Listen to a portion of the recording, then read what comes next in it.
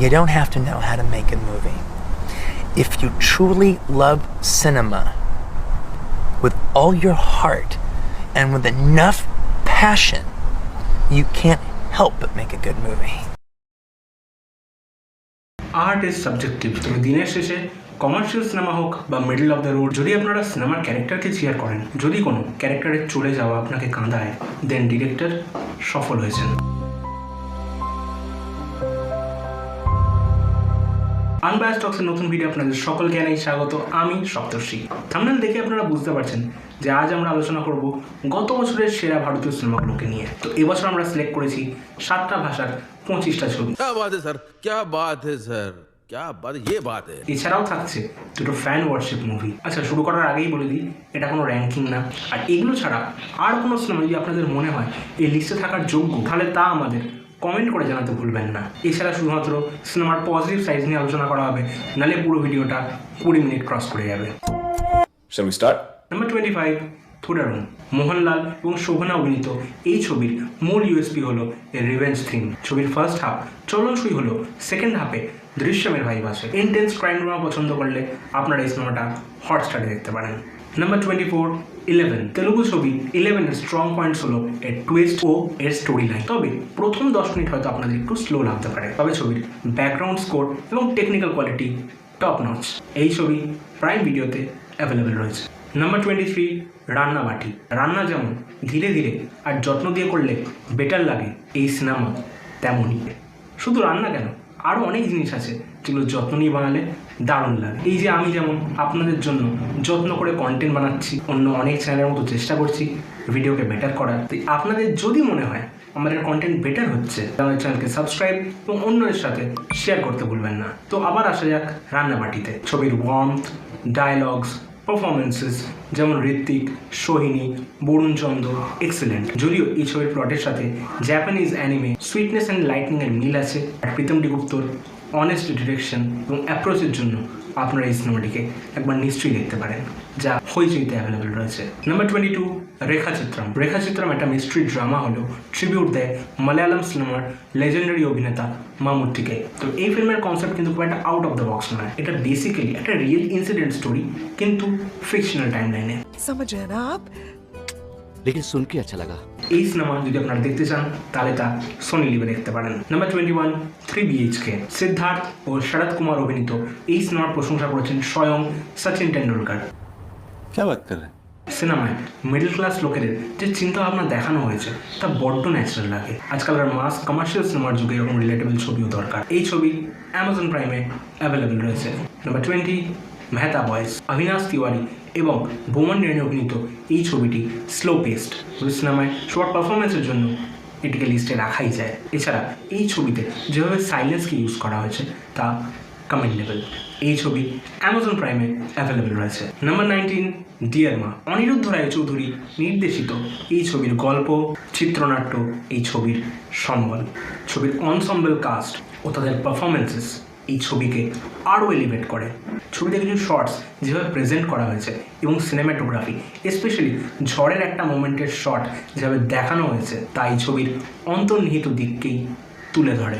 Number 18, dragon. এই বছরের অন্যতম পপুলার মাস ছবি হলো ড্র্যাগন। তবে এই ছবির বেস্ট অ্যাসপেক্ট হলেন জর্জ মারিয়ান। ছবিতে তার ক্যারেক্টার এতটা বিলিভেবল এবং তার ও ছেলের যে কেমিস্ট্রি, স্পেশালি ক্লাইম্যাক্স সিনে তাদের যে পারফরমেন্সেস, তার জন্যই আপনারা এই সিনেমাটা একবার দেখতে পারেন। এই ছবি আপনারা পেয়ে যাবেন নেটফ্লিক্সে। Number 17, Kantara chapter 1। To be very honest, আমার আগের পার্টটা অনেক বেশি বেটার লেগেছে। তবে এই ছবির ভিজুয়ালস এবং VFX ব্রিলিয়েন্ট। রুক্মিণী এবং ঋষভ শেট্টির পারফরমেন্সও দারুণ। তবে এই ছবির প্রাণ হলো এর ব্যাকগ্রাউন্ড মিউজিক। এই ছবি অ্যামাজন প্রাইমে অ্যাভেলেবেল রয়েছে। নাম্বার 16, মিথ্যা। রক্ষিত শেট্টি প্রযোজিত এই ছবি চাইল্ডহুড ট্রমাকে দেখায়। ছবির স্টোরি টেলিং, ডিরেকশন এবং সাউন্ড ডিজাইন আউটস্ট্যান্ডিং। ছবিতে যেভাবে একাকিত্ব বোঝানোর জন্য ওয়াইড শট ইউজ করা হয়েছে তা প্রশংসনীয়। নাম্বার 15, রথ। এই ছবির শেষ 20 মিনিট দেখলে আপনাদের মনে হবে যে হঠাৎ করে কি হয়ে গেল। অনেকের কাছে এই ছবি ডিপ্রেসিং বলে মনে হতে পারে, কারণ করাপ্টেড সিস্টেমে ভালো কিছু করাই তো অপরাধ। किया क्या है तुमने?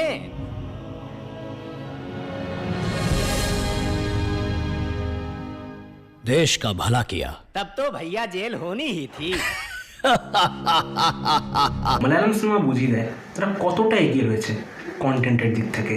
সিনেমার রাইটিং, ডিরেকশন এবং হার্শ রিয়েলিটি আপনাদেরকে হিট করবে, যা আপনারা হটস্টারে দেখতে পারবেন। Number 14, bison. ধ্রুব বিক্রমের আগের সব ছবি দেখলেও এই সিনেমায় ওনার অভিনয় বাকি সব সিনেমার থেকে আলাদা। মারি সেলভারাজের তত্ত্বাবধানে সোশিও পলিটিক্যাল এবং স্পোর্টসের দিকগুলো এই সিনেমায় তুলে ধরা হয়েছে। ছবির পারফরমেন্সেস এবং কাবাডি ম্যাচের সময় যে সিনেমাটোগ্রাফি ইউজ করা হয়েছে তা গ্রেট। এই সিনেমা আপনারা নেটফ্লিক্সে দেখতে পারবেন। নাম্বার 13, কান্তা। এই ছবি নিয়ে ডিটেল আমরা আগের ভিডিওয়ে কথা বলেছি। যারা আপনারা আগের ভিডিওটি এখনও দেখেন তারা প্লিজ দেখে নিতে পারেন। Number 12, court. নানি প্রডিউসড এই কোর্টরুম ড্রামার বেস্ট অ্যাসপেক্ট হলো এর স্ক্রিন প্লে। এই সিনেমার রাইটিং, পারফরমেন্সেস এবং ক্যারেক্টার পোর্ট্রেয়াল আপনাকে বেঁধে রাখবে। এছাড়াও এই ছবির কোর্ট সিনস আপনাদের বেশ ভালো লাগবে, যা আপনারা নেটফ্লিক্সে দেখতে পারবেন। নাম্বার 11, হক। ইয়ামি গৌতম শাহিন মানুষ সঙ্গে হওয়া ঘটনাকে যেভাবে পোর্ট্রে করেছেন তা প্রশংসার দাবি রাখে। তার ডিকশনও অনবদ্য। ছবিতে বেশ কিছু সিনে ইমরান হাশমির অভিনয় দেখলে আপনার ওনার ওপর রাগ হবে, যা বুঝিয়ে দেয় উনি দারুণ পারফর্ম করেছেন। साले को बम से उड़ा दूंगा एक बार हाथ में आ जाए तो। এই ছবি নেটফ্লিক্সে অ্যাভেলেবল রয়েছে। নাম্বার 10, একো। এই সিনেমাটা দেখলে আপনাদের কোনো চাইনিজ বা কোরিয়ান সিনেমার কথা মনে হতে পারে। ছবির স্ক্রিন প্লে বড্ড টাইট আর সিনিক বিউটিকে ইউজ করা হয়েছে। স্পেশালি গ্রিন কালার স্ক্রিনে অনেকবার দেখা যায়। যদি আপনারা রিয়েলিস্টিক এবং গ্রাউন্ডেড সিনেমা দেখতে পছন্দ করেন তাহলে আপনারা এই ছবি নেটফ্লিক্সে দেখতে পারবেন। Number 9, wash level 2। অনেক সময় সিকুয়েল তৈরি হয় ক্যাশ গ্র্যাব করার জন্য, তবে এই সিনেমাটা দেখলে আপনার একবারের জন্য তা মনে হবে না। ছবিতে ভিলেনের performance, suspense, tension top notch. ছবিতে লাস্ট সিনে জানকি যেরকম অভিনয় করেছেন তা আউটস্ট্যান্ডিং। এই ছবি আপনারা নেটফ্লিক্সে দেখতে পারবেন। Number 8, stolen. এক কথায় বলতে গেলে এটা একটা ফিনোমিনাল কাজ। সিনেমাটার বেস্ট অ্যাসপেক্ট হলো এটা কোনো টাইম ওয়েস্ট করে না। ডিরেক্টরকে হ্যাটস অফ এরকম একটা থ্রিলার সিনেমা বানানোর জন্য। ছবিতে পারফরমেন্সেস স্পেশালি অভিষেক ব্যানার্জি প্রশংসার যোগ্য, যা তিনি বহু লেজেন্ডারি অভিনেতাদের থেকেও পাচ্ছেন। এই ছবি অ্যামাজন প্রাইমে অ্যাভেলেবেল রয়েছে। Number 7, Lokah chapter 1। একটা রুটেড সুপার হিরো সিনেমা বানাতে দরকার স্ট্রং ক্যারেক্টার আর পারফরমেন্সেস। बात तो सही है। কল্যাণী প্রিয়দর্শন তার ওয়ান ডাইমেনশনাল অ্যাক্টিং দিয়ে সেটাই করে দেখিয়েছেন। সিনেমার বাজেট কম হলেও ওয়ার্ল্ড বিল্ডিং এবং ভিএফএক্সের জন্য এই সিনেমা অনন্য হয়ে উঠেছে, যা আপনারা হটস্টারে দেখতে পারবেন। Number 6, tourist family. যদি আপনারা কোনো ফিল গুড কমেডি সিনেমা দেখতে পছন্দ করেন তাহলে এই সিনেমা একটা দারুণ অপশন। এই সিনেমার রুটেড অ্যাসপেক্ট এবং পারফরমেন্সের জন্য আমার মনে হয় এই সিনেমাটা লোকাল ল্যাঙ্গুয়েজে দেখাই আপনার বেটার লাগবে। এই ছবি আপনারা হটস্টারে দেখতে পারবেন। নাম্বার 5, সু ফ্রম সো। এই সিনেমার গল্প খুব সিম্পল হলেও এই সিনেমা ওয়ার্ক করে বেসিক্যালি এর কমেডির জন্য। এই সিনেমার ফার্স্ট হাফ আপনাদের একটু বোরিং লাগতে পারে, বাট সেকেন্ড হাফে তা সেটা পুষিয়ে দেবে। এই সিনেমা প্রমাণ করে দেয় যে একটা ভালো সিনেমা বানাতে মাঝে মধ্যে স্টাডিদের দরকার হয় না, দরকার এক্সিকিউশন। ये बड़ी अच्छी बात कही आप। এই সিনেমা আপনারা হটস্টারে দেখতে পারবেন। শেষ 4টি সিনেমা বলার আগে আমি দুটো স্পেশাল মেনশন সিনেমার কথা বলতে চাই। এই দুটো সিনেমাই ফ্যান ওয়ার্শিপিংয়ের জন্য তৈরি করা হয়েছে।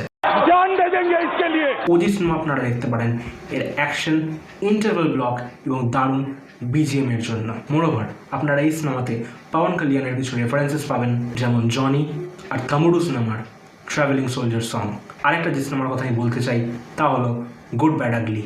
এই দুটো সিনেমায় আপনারা যদি লজিকের বাইরে গিয়ে দেখেন তাহলে আপনাদের বেশ ভালো লাগবে। এই সিনেমাতেও অজিত কুমারের বেশ কিছু রেফারেন্সেস রয়েছে, যেমন বিল্লা, ভালি, ওমান কথা। এই দুটো সিনেমাই আপনারা নেটফ্লিক্সে দেখতে পারবেন।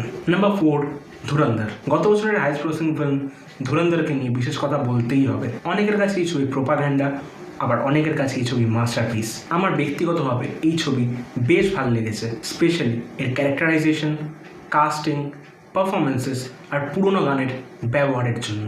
হাওয়া হাওয়া, রম্বা হো, মোনিকা,